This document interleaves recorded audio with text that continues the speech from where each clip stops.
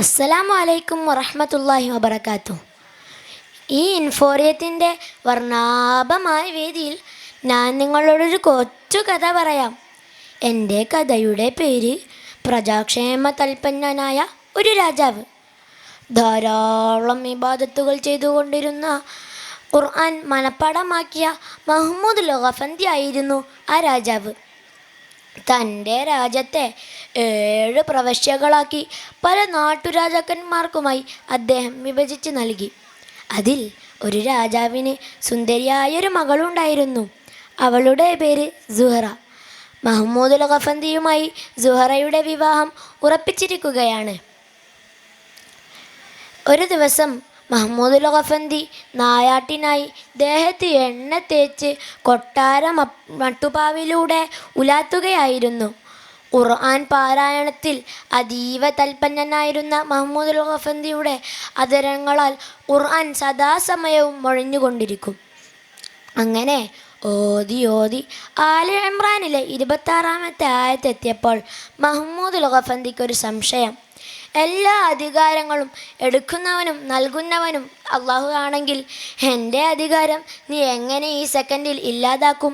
പെട്ടെന്നൊരു ഭടൻ ഓടി വന്ന് പറഞ്ഞു, മഹാരാജാവേ മഹാരാജാവേ, കൊട്ടാര പൂമുറ്റത്തൊരു പുലി. പുലിയോ? മഹാരാജാവ് മുറ്റത്തെത്തി. ഭടന്മാർ കഴിവതും പുലിയെ ഓടിക്കാൻ ശ്രമിച്ചു. പക്ഷേ പുലിയെ പിന്മാറുന്ന പ്രശ്നമേ ഇല്ല. അവസാനം മഹ്മൂദ് ലഗഫന്തി തൻ്റെ ഉടവാൾ പിടിച്ചൂരി പുലിക്കുനേരെ നീങ്ങി. പെട്ടെന്ന് പുലി ഇടതൂർന്ന് നിൽക്കുന്നൊരു കാട്ടിലേക്ക് ഓടി. പിന്നിൽ മഹ്മൂദ് ലഗഫന്തി കുതിരപ്പുറത്തും. ദീർഘനേരത്തെ പരിശ്രമത്തിനൊടുവിൽ പുലി കാട്ടിൽ അപ്രത്യക്ഷനായി. ക്ഷീണം കാരണം മഹ്മൂദ് ലഗഫന്തി ഒരു പാറപ്പുറത്ത് കിടന്നുറങ്ങിപ്പോയി. അതേ സമയത്ത് നമ്മുടെ സുഹറയുടെ കൊട്ടാരത്തിൽ ഒരു മോഷണം നടന്നിരിക്കുന്നു. സുഹറയുടെ വിവാഹാഭരണങ്ങളെല്ലാം ഒരു കള്ളൻ മോഷ്ടിച്ചിരിക്കുന്നു. ഇതറിഞ്ഞ മഹാരാജാവ് കോപിതനായി. ആളെവിടെ? കള്ളനെ 3 ദിവസത്തിനുള്ളിൽ നമ്മുടെ മുൻപിൽ ഹാജരാക്കുവിൻ. ഭടന്മാർ നാടാകെ തിരഞ്ഞു. പക്ഷേ കള്ളനെ കിട്ടിയില്ല.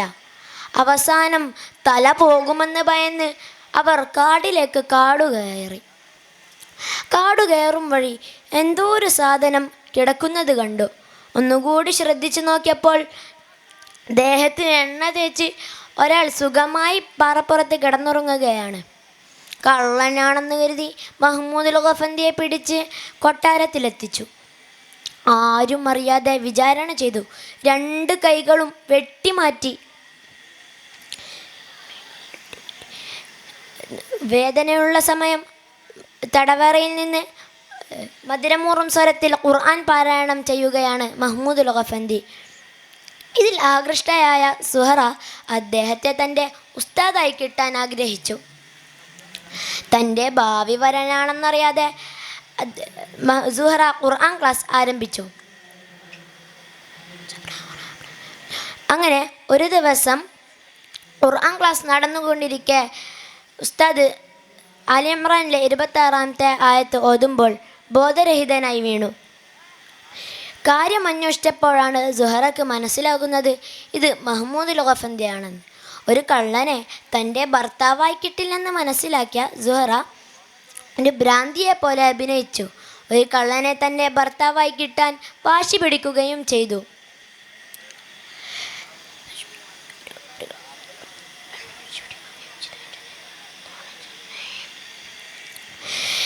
അന്ന് രാത്രി മഹ്മൂദ് ലഗഫന്തി തൻ്റെ പാപത്തിൻ്റെ വണ്ണമോർത്ത് മനമുരുകി പശ്ചാത്തപിക്കുകയായിരുന്നു.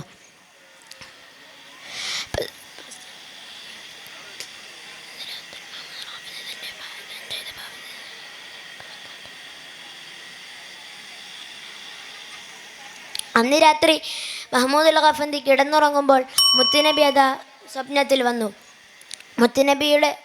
മുത്തുനബിയോട് തൻ്റെ വിഷമങ്ങളെല്ലാം മഹ്മൂദ് ലഗഫന്തി പറഞ്ഞു. മുത്തുനബി തന്നോട് തൻ്റെ 2 കൈകളും നീട്ടാൻ ആവശ്യപ്പെട്ടു. എന്തൊരത്ഭുതം! തിരുനബിയുടെ തിരുസ്പർശനമേറ്റതും കൈകൾ 2ഉം പഴയ സ്ഥിതിയിലായി. ഈ വാർത്ത ഒരാളിൽ നിന്നും മറ്റൊരാളിലേക്കായി കൊട്ടാരം മുഴുവൻ പരന്നു. ഇതറിഞ്ഞ രാജാവ് അദ്ദേഹത്തിൻ്റെ കാലിൽ വീണു മാപ്പ് ചോദിച്ചു. മഹാരാജാവേ, നിങ്ങൾ എന്നോടാണ് തെറ്റ് ചെയ്തത്, അതും അറിയാതെ. എന്നാൽ ഞാൻ എൻ്റെ രക്ഷിതാവായ അള്ളാഹുവിനോടാണ് തെറ്റ് ചെയ്തത്. കൂട്ടുകാരെ, അള്ളാഹു തആല ഉദ്ദേശിച്ചാൽ ഏത് കാര്യവും മാറി മറിയുമെന്ന് നിങ്ങൾക്ക് മനസ്സിലായല്ലോ. ഇവിടെ എൻ്റെ കഥ നിർത്തുന്നു. അസ്സലാമു അലൈക്കും.